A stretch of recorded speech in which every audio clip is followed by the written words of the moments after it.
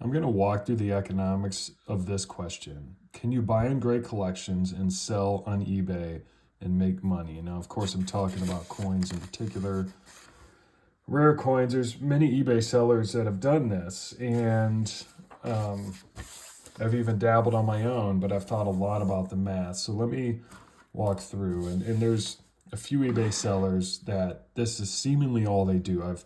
I love looking at their inventory and then perusing great collections, and you find the exact slab, of course, bought at much cheaper rate than what they have it listed on eBay for. I'm doing this because I feel like every time I talk to a dealer that's doing this, they're like, hey, like, I already have X $100 in this coin. I need to make money. Well, you don't need to. It's not a rite of passage. If you bought this coin at auction, it's not a right that you need to make money. Now, of course, you don't need to sell it to me. I don't blame you for that, but I just wanted to walk through this logic here. And what you'll notice is, technically speaking, I think the seller actually makes money, but is it a good long-term return on investment? So let's start here. There's a particular 1901 Indian cent in 65 red NGC holder. On September 21st, this coin sold on Great Collections, I'm assuming to this eBay seller because it listed almost immediately on eBay right after. The purchase price, assuming he paid the ACH, which Great Collections, the final hammer bid price, you could just multiply that by 10% or 10% over 1.1, and that's the price most people pay. If you pay with a credit card, it's 12.5% over. Cheapest buyer's fee, buyer's premium out there. That listed on eBay for $799, but many sellers do this. Almost immediately, they give you this imaginary discount of 5%.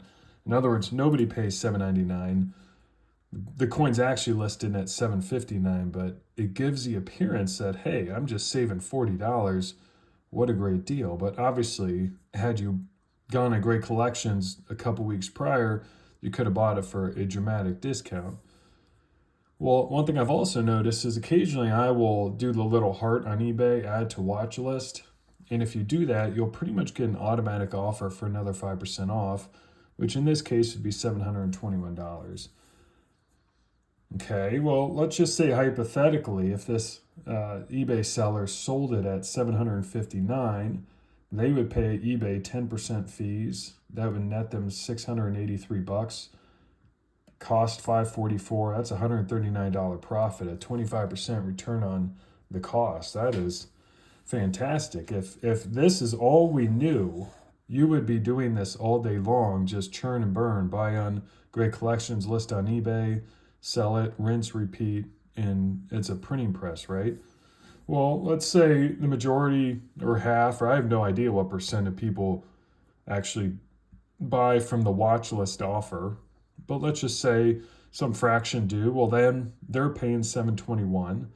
Of course, subtract the 10% eBay fees, that's $648 versus the $544, it's $104 profit or 19% return on investment. Still, those are fantastic. My job is in markets.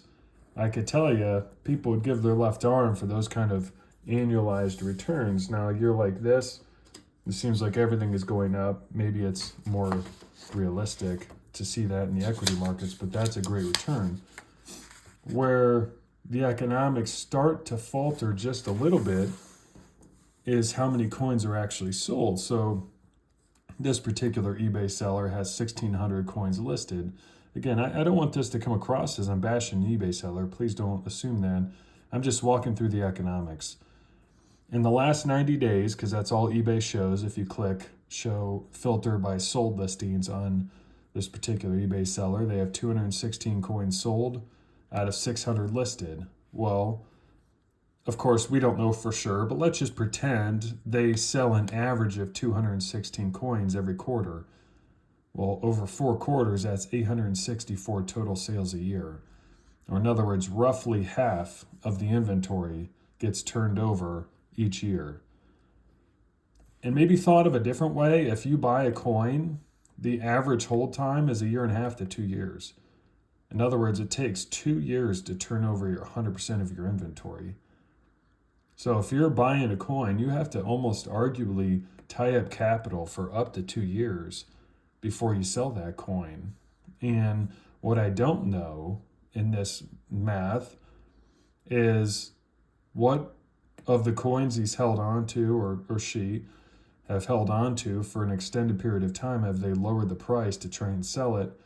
Because if I'm assuming an average return on investment of 21%, in other words, the kind of math from the first page here, well, over the course of a year, if you make 21% on half of your inventory, that's an average overall return of 11%. Again, seems like, hey, I can make a living doing this, right? Well, let's back into it. Not all of us have hordes of cash.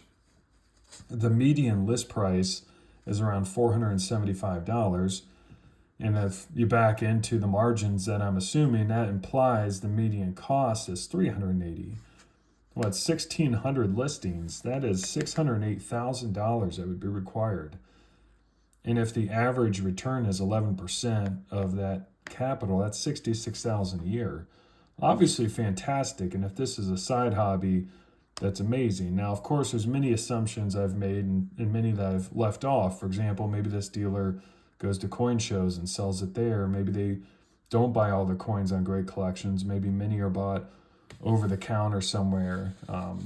And I guess what I want to challenge people on is, does it make sense economically to buy coins at an auction? Now, one thing I've noticed with certain auctions is occasionally coins are ignored. You go look back at a history of a coin. Now, I'm just showing this one as an example, but shield nickels tend to be not the most loved coins out there. So you go and you look at this one in particular, 64. Now, this has a CAC sticker, but if you looked at all the 1883 64 shield nickels, you'd see pretty wide variety of sale prices. And one could argue if you caught it on the low end and sold it at the high end of the range of coins that were sold, then technically speaking, you're not selling it at extreme retail, like what so many of these listings imply. This coin should never sell for $759. It's really above PCGS value. What it should sell is pretty much the 544 that this individual bought it at. But at some point, if you wait long enough, someone might not know the value and will pay the $759 or $721 because they haven't done proper homework. So in a sense, people who do this are arbitraging laziness or just lack of knowledge. People may not know that you can go buy coins elsewhere, buy coins on Great Collections. And I don't know. I don't want to open up Pandora's box here. I don't want to create people who are hostile or angry or whatever. Everybody has a need or right as a dealer to buy inventory. I don't know where the easy place to get inventory. Or the right place, I guess. It's easy to buy on auctions, especially Great Collections are open. They have new ones out every single Sunday, and that's a quick and easy way to accumulate inventory. And arguably, even if this person is able to get an 11% return on capital, that's pretty darn good compared to the stock market. But it's hard to make big bucks unless you are trading bullion or owning a true store, is my guess. I have not done it myself. Would love to hear some thoughts below. Thanks for watching. Take care.